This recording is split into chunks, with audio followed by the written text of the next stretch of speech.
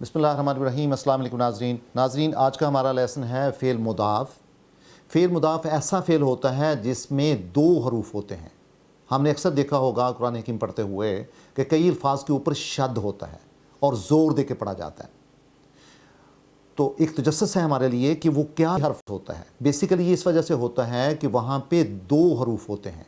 مثال کے طور پہ قرآن حکیم کی آیت ہے یا ایھا الانسان ما غرک بربک الکریم، اے انسان کس چیز نے بہکا دیا تجھے تیرے رب کریم سے۔ ما غرک، ناظرین قابل غور لفظ ہے، روئے کے اوپر شد ہے، کیوں ہے، اس کی کیا وجہ ہے؟ پھر قرآن حکیم کہتا ہے تبت یدا ابی لہب وتب، ٹوٹ گئے ابو لہب کے دونوں ہاتھ اور وہ برباد ہو گیا۔ ناظرین بیسیکلی یہ اس وجہ سے ہے کہ تبا یعنی با اور غرقہ پہ کہ روئے جو ہے، یہ جو ہے فعل مضاف ہیں۔ اب ہم جانتے ہیں کہ فعل مضاف ہوتا کیا ہے۔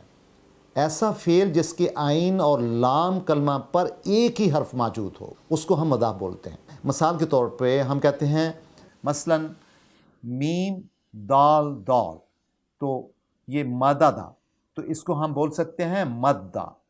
اسی طرح غین را را، غرارا، اس کو ہم بولیں گے غرہ۔ اسی طرح خا کے بعد فا اور فا، خافا فا۔ اور پھر ہم کہتے ہیں تبابا یعنی تا با با، تو ہم یہ دیکھ سکتے ہیں یعنی مدہ، یا ہم کہتے ہیں غرہ یا خفا، یا ہم کہتے ہیں تبا۔ ان الفاظ پہ غور کریں۔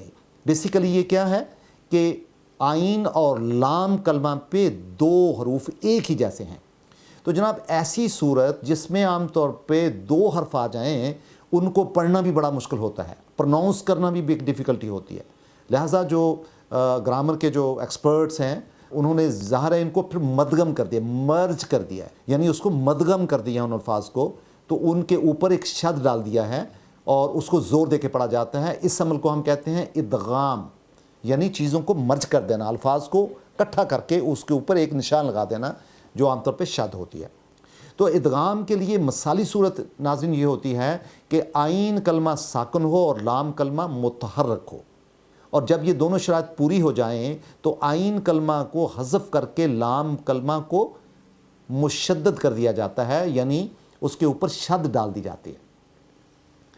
لیکن فعل مضاف میں ادغام صرف اس وقت ہو سکتا ہے جب لام کلمہ متحرک ہو۔ البتہ عین کلمہ اگر ساکن نہ ہو تو ناظرین پھر عین کلمہ کو ساکن بنایا جاتا ہے، اور اس کو بنانے کا طریقہ یہ ہوتا ہے کہ اگر عین کلمہ سے پہلے حرف ساکن ہو، یعنی ما قبل حرف ساکن ہو عین کلمہ سے پہلے، تو عین کلمہ کی حرکت اس کو منتقل کر دی جاتی ہے اور عین کلمہ کو ساکن کر دیا جاتا ہے تاکہ وہ لام کے ساتھ مل کے ہم اس کو مدح بنا سکیں۔ یا پھر اگر عین کلمہ سے پہلے حرف یعنی ما قبل متحرک ہو تو عین کلمہ کی حرکت ختم کر دی جاتی ہے، یعنی ان اینی کیس ہم نے عین کلمہ کو جزم میں چینج کرنا ہے، اس کے اوپر حرکت کوئی نہیں رکھیں گے، اس کو ہم خاموش کریں گے، اور جب ہم خاموش کریں گے تو اس کو ہم لام کے تابع کر دیں گے، یعنی کہ اس کی ریپرزنٹیشن لام کے اندر ہوگی، اور اس کے لیے علامت کیا ہے؟ شد کی علامت کی جاتی ہے۔ لیکن یہ بھی یاد رکھیں کہ اگر فعل مضاف میں لام کلمہ ساکن ہو جائے تو ادغام ٹوٹ جاتا ہے۔ اس کا مطلب ہے کہ ہم نے ہر حال میں لام کلمہ کو ایکٹیو رکھنا ہے، ڈائنامک رکھنا ہے، اور جو اس سے پہلے جو عین کلمہ ہے اس کو ہم نے سبڈیو کرنا ہے، اس کو ہم نے اس کا اطاعت میں لانا ہے، اس کے اوپر ہم نے کوئی علامت نہیں رکھنی، ہم نے جزم دینی ہے اس کو۔ تو یہ بیسیکلی ادغام کا یا مضاف فعل کا اصول ہے۔ فعل مضاف میں مسالے ہیں کہ جو مددہ سے مدہ بنتا ہے وہ کس ترکیب سے بنتا ہے۔ تو ہم دیکھ سکتے ہیں کہ میم کے اوپر زبر ہے، اور پھر دال کے اوپر بھی زبر ہے، اور جو آخری والی دال ہے اس کے اوپر بھی زبر ہے، تو یہ بن کا مددہ۔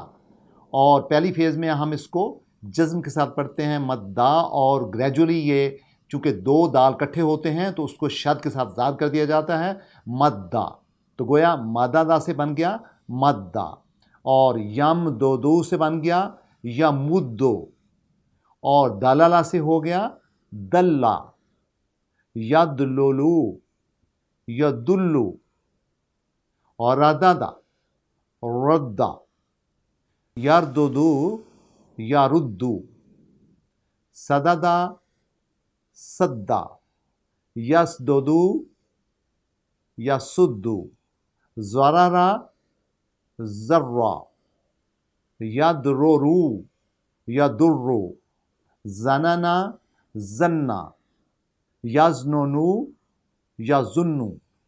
तो नाज़रीन ये एक कायदा है, एक असूल है। आप बाकी भी जो मसालें आपके सामने दी गई हैं आप देख सकते हैं, वो भी इसी प्रिंसिपल के तहत बनी हैं कि जब हम आइन कलमा पे और लाम कलमा पे एक ही लफ्ज़ आएगा तो हम उसका इदगाम कर देंगे लाम कलमा में और उसके ऊपर शद रख देंगे। वेरी सिंपल, बहुत आसान है। इसकी मिसालें मैंने पहले भी 2 मिसालें पढ़ी हैं। या अय्युहल इंसानु मा गर्रका बिरब्बिल करीम।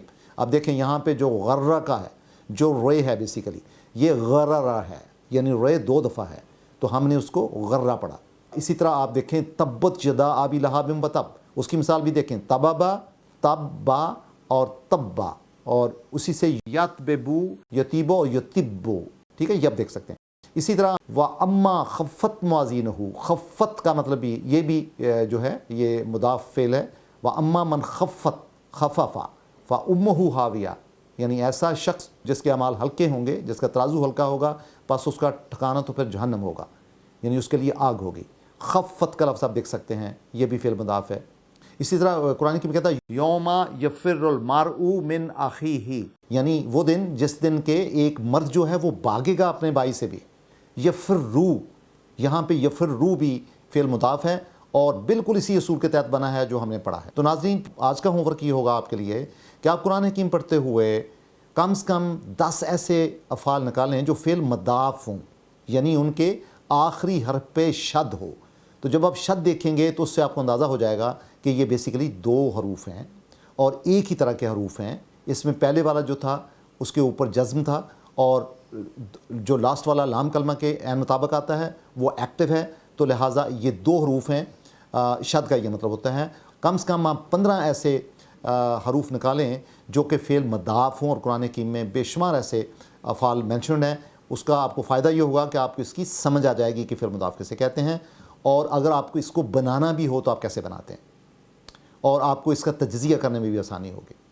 बहुत शुक्रिया नाज़रीन।